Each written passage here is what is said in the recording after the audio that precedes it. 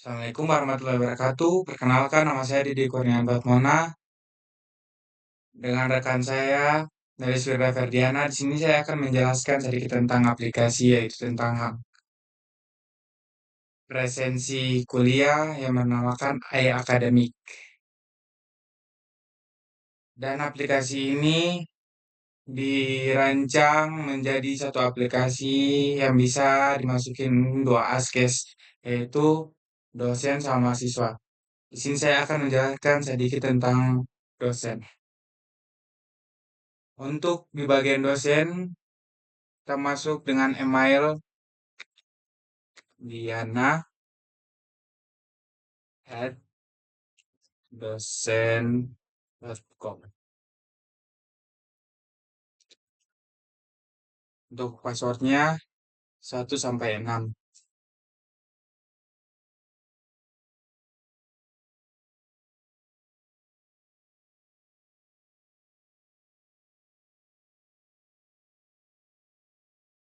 Dan di sini saya akan menjelaskan tentang dosen homepage.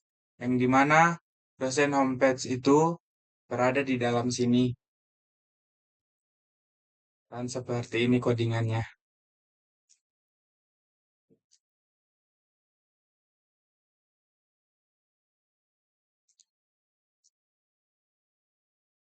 Lanjut saja, saya akan menjelaskan tentang penyebutan nilai.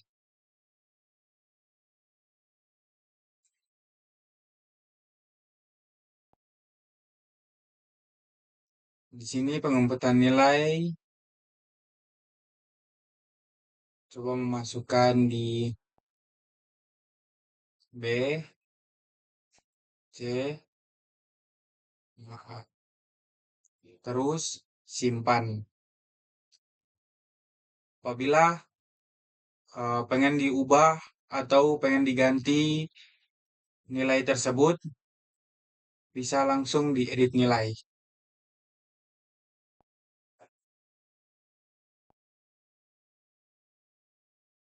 Seterusnya, bagian presensi mahasiswa. Di sini menggunakan QR code.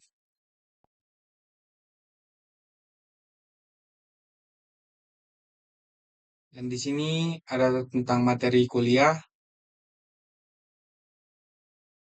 Contohnya pemrograman mobile,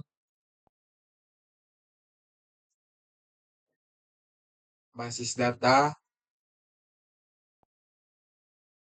sama jaringan komputer.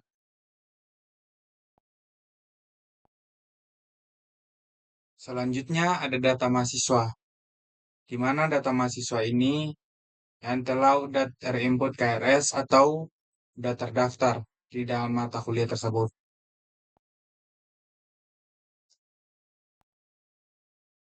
Seterusnya ada jadwal dari dosen tersendiri, yang dimana ada algoritma, pemrograman mobile, struktur data, sama basis data. Dan bisa dilihat hari, jam, sama ruangannya. Terusnya ada di pengaturan. Di sini ada profil dosen dan data input, ada pengaturan,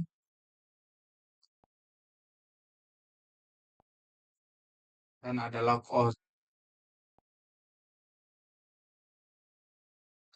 Di sini dilanjutkan oleh saya Nelis Veda Ferdiana dengan NPM 211322138.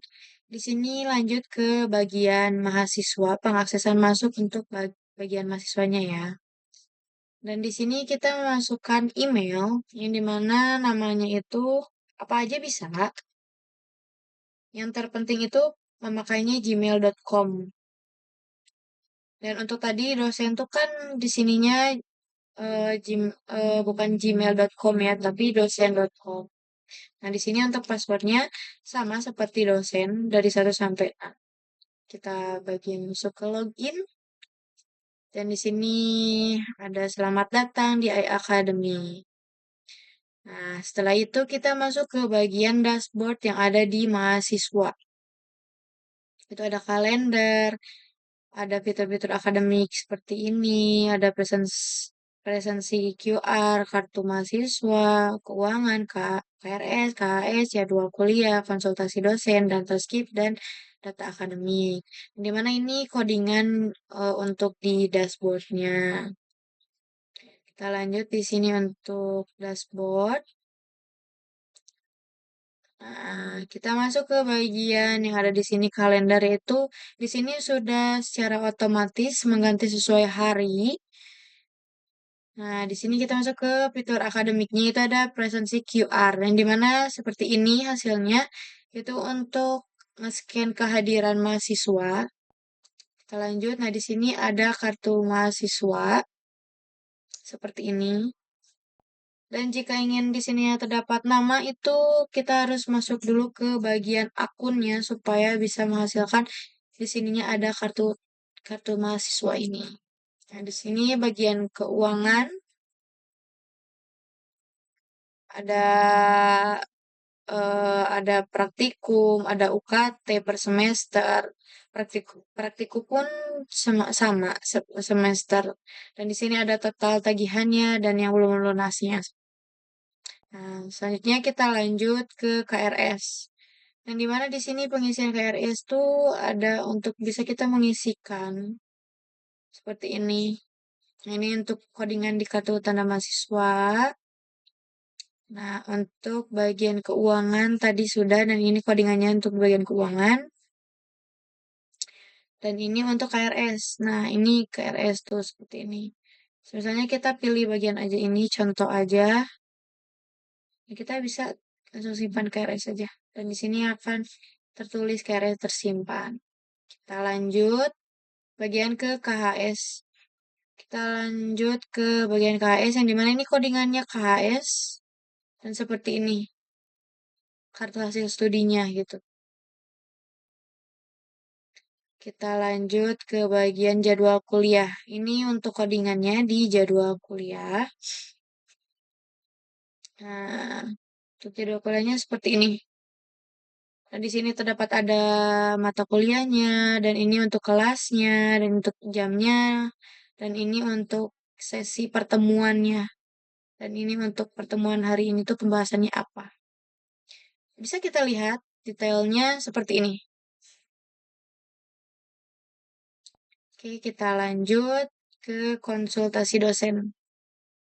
Yang dimana itu bisa kayak untuk menanyakan ke dosen atau melihat dosen seperti itu. Dan di sini kita lanjut ke transkrip nilai ya. Yang dimana ini transkrip nilainya ya untuk transkrip itu yang sudah kita ambil jadwalnya. Dan ini hasil-hasil nilainya. Oke, kita lanjut. Kita masuk ke data akademik. Nah, ini hanya seperti itu. Dan ini untuk codingan di transkrip.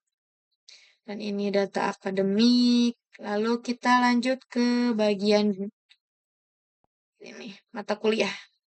Yang dimana ini mata kuliah yang sekarang sedang diambil. Seperti ini.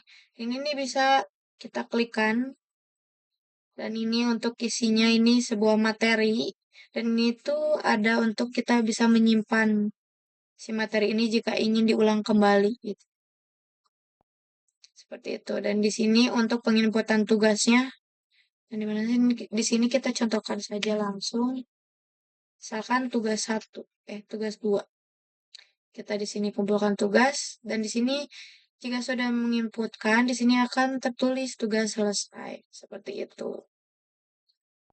Dan ini untuk codingan di jadwalnya, di mata kuliah.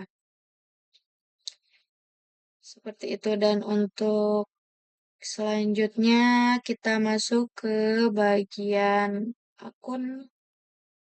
Ini masih codingan yang tadi mata kuliah. Nah, di sini sudah memasukin bagian akun, yang dimana akun itu ada kelola akun, pengaturan, dan pertanyaan atau laporan. Nah, di sini kita masukin ke kelola akun. Yang dimana ini codingannya dan ini hasilnya. Dan di sini kita bisa mengisikan nama.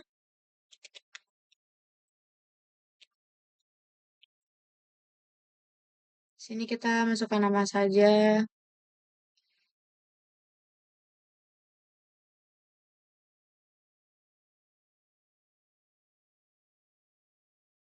Nah,